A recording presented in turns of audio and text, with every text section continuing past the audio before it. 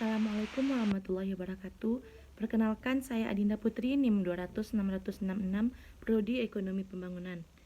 Di sini saya bertujuan untuk memenuhi nilai pada mata kuliah Teori Ekonomi Mikro 1 yang diampu oleh Ibu dosen Dewi Zaini Putri SEMM. Presentasi saya kali ini tentang permintaan individu dan pasar. Mengenai permintaan individu, di sini akan diperlihatkan bagaimana kurva permintaan konsumen, individu yang mengikuti pilihan-pilihan yang dibuat seseorang konsumen yang menghadapi keterbatasan anggaran. Kurva permintaan individu untuk suatu komoditas dapat diperoleh dari informasi mengenai selera mereka untuk semua barang, serta dari keterbatasan anggaran mereka. Berbicara tentang permintaan individu, ini berkaitan dengan perubahan harga. Perubahan harga bagaimana efek terhadap pilihan konsumen bila harga berubah. Asumsikan bahwa pendapatan, preferensi dan harga barang lain konstan, misalkan harga barang turun tetapi harga pakaian tetap. Kurva konsumsi adalah kurva yang menunjukkan kombinasi utilitas maksimal dari dua barang pada waktu harga suatu barang berubah.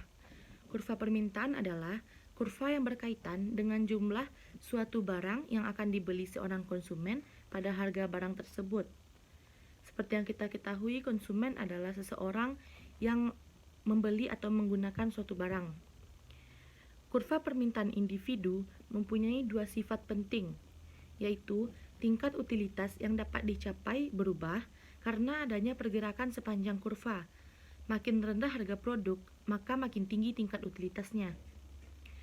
Pada tiap titik dalam kurva permintaan, konsumen memaksimalkan utilitas dengan memenuhi persyaratan bahwa tingkat substitusi marginal pangan untuk sandang adalah sama dengan rasio harga pangan dan sandang. Selanjutnya mengenai tentang perubahan pendapatan. Peningkatan pendapatan dengan semua harga barang tidak berubah, menyebabkan konsumen mengubah pilihan keranjang pasar mereka. Pada bagian pertama, keranjang pasar memaksimalkan kepuasan konsumen untuk berbagai pendapatan, menunjukkan kurva konsumsi pendapatan. Pergeseran ke kanan dari kurva permintaan sebagai reaksi atas peningkatan pendapatan ditunjukkan pada bagian kedua. Selanjutnya mengenai angel curve, merupakan cara lain untuk menunjukkan bagaimana pilihan konsumen terhadap suatu barang. Kurva angel yaitu kurva yang menghubungkan jumlah barang yang dikonsumsi dengan tingkat pendapatan, berguna untuk membahas bagaimana pengeluaran konsumen bervariasi dengan pendapatan. Sedangkan mengenai substitusi dan konsumen, dua barang dapat dikatakan barang substitusi jika peningkatan harga suatu barang mengakibatkan peningkatan jumlah barang lainnya. Sebaliknya, dua barang adalah komplement bila kenaikan harga suatu barang mengakibatkan pengurangan jumlah permintaan barang.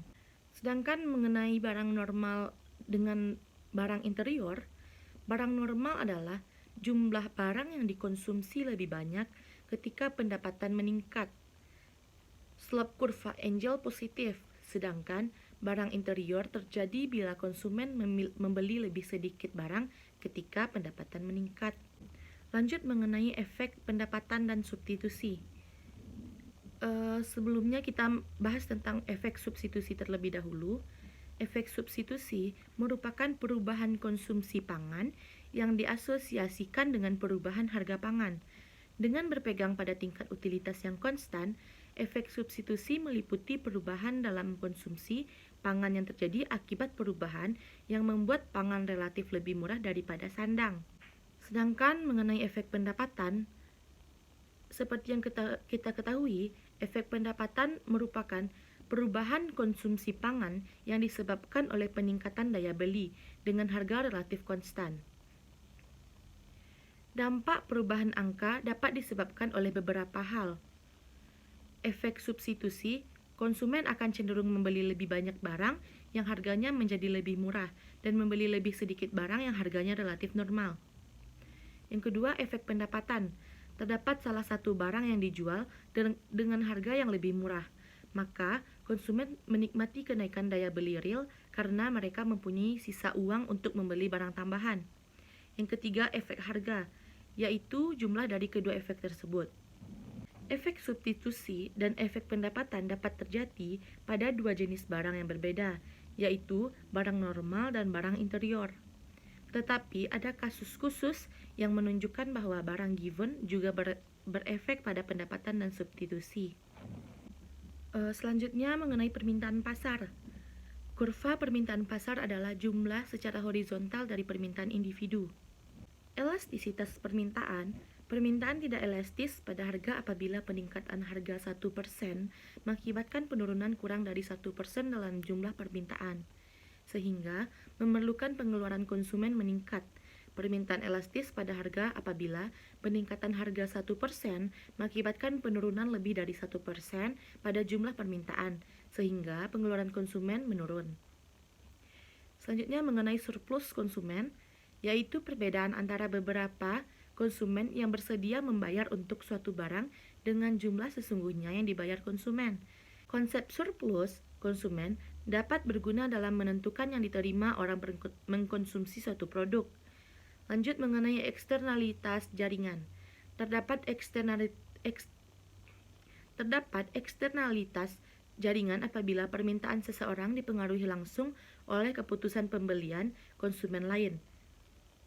Suatu contoh dari eksternalitas jaringan positif, efek ikut-ikutan atau efek Batwangon terjadi apabila jumlah permintaan seorang konsumen meningkat karena beranggapan membeli produk yang dibeli orang lain merupakan suatu gaya. Sebaliknya, eksternalitas jaringan negatif, efek Snoop, terjadi apabila jumlah permintaan seorang konsumen meningkat jika lebih sedikit orang yang memiliki barang yang ia beli. Baiklah, sekian presentasi saya pada kali ini. Maaf jika terdapat banyak kesalahan dalam penempatan kata. Saya sudahi dengan Assalamualaikum warahmatullahi wabarakatuh.